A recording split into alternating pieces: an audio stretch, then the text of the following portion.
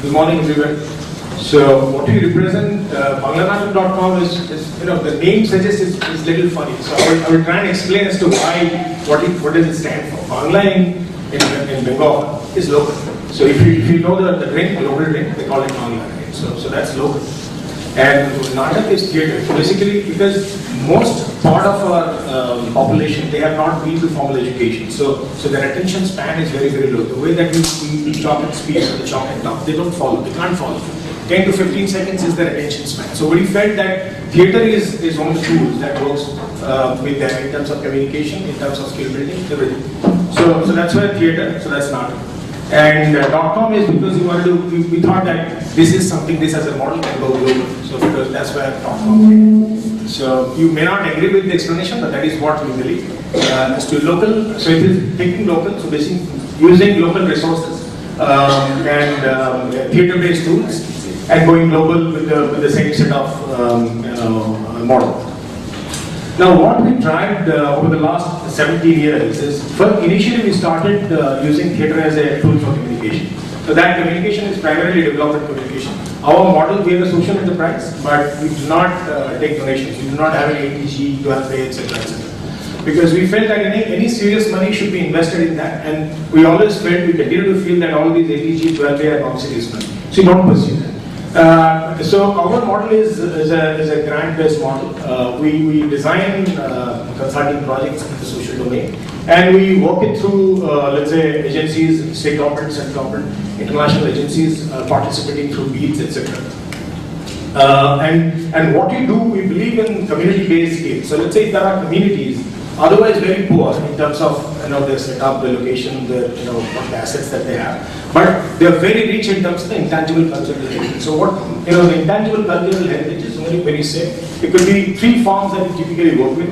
One could be performing art, it could be visual arts, and of course crafts. So theatre was used for communication around development. So one of the pictures that you saw a couple of minutes back is I'll just ask, maybe check with you. Do you have any sense of what is the number of people with live mobile connection in this country? Any guesses? 20 crore?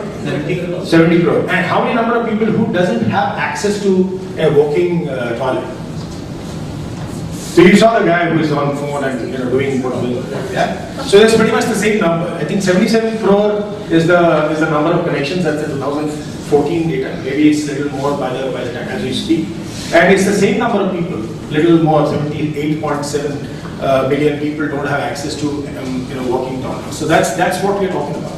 So that development paradigm. So that's pretty much everywhere. Whether it is Swachhata, whether it is trafficking, whether it is let's say reproductive health.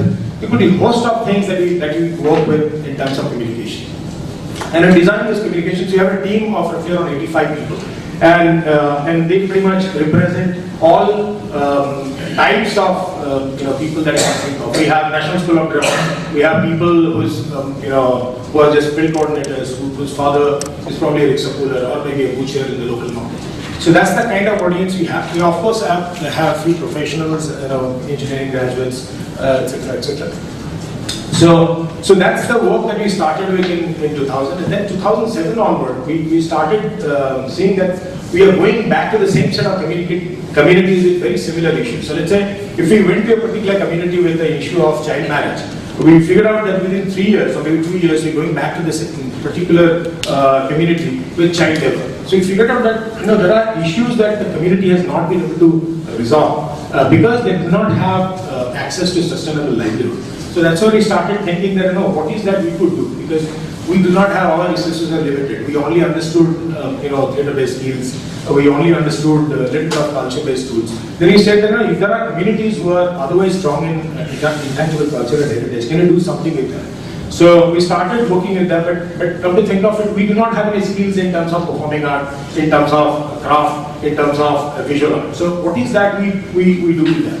So we try and identify, and most of these traditional skills are oral traditions. So if the eldest person or the proponent of that particular skill dies, then the entire knowledge is lost. So that's how we lost most of the art forms. Because if you come to think of it, what was the ecosystem earlier when you had the rajas and the landlords, etc. So because they were working as patrons and they promoted these forms. And unfortunately, these guys did not have any other skill than this performing art or whatever the traditional skill. So once this ecosystem vanished and the MTVs of the world came in, and there was no patrons, and they pretty much lost it. And the new generation, the next generation people started leaving these skills because it did not make sense to them. It was not getting them, even it was actually worse than doing a daily labor job. So if you see the maximum number of people we lost to were the kind of daily laborers, etc., etc.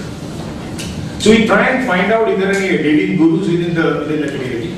If there are living gurus, then we try and organize a training with the living guru on the basics. So that happens for roughly around 4 months. And 4 months, typically 15 days a month, because you have to also be sensitive towards the wage losses, potential wage losses.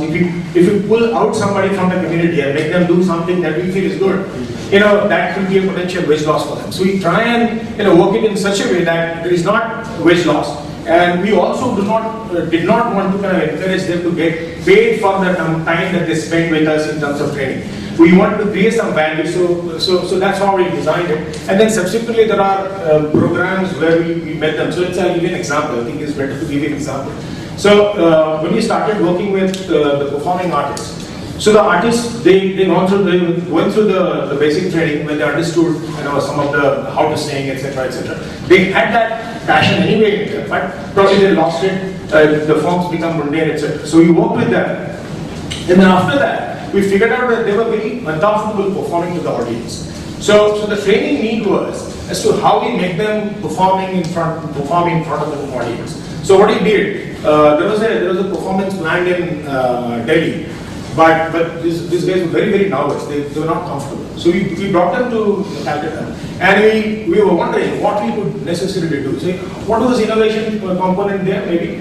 So we made them sit in front of a theatre show by a blind theatre team whom we invited from North Calcutta. So once the play was on, so we see that these people are talking to each other because they felt that these blind set of people, they could arrange their coordinates so well and perform. So why can't we do that? And that worked as a kind of a motivation for them to perform. And then we had taken them to experts where they were kind of asked to perform in front of a mic, etc., etc. So this is the kind of journey that we have been following with performing art, with visual art. So it's a basic training, then follow up with some expert intervention based on the need that the participants share. It's not really a top-down approach. So that this is the training. It's a very, very flexible training program, and we work very closely with the guru to suggest that what kind of makes sense, what doesn't make sense. And it's not to claim that this model work everywhere very, very well. And we had a big success in terms of working with this model, but at present we are working with roughly around 30,000 people.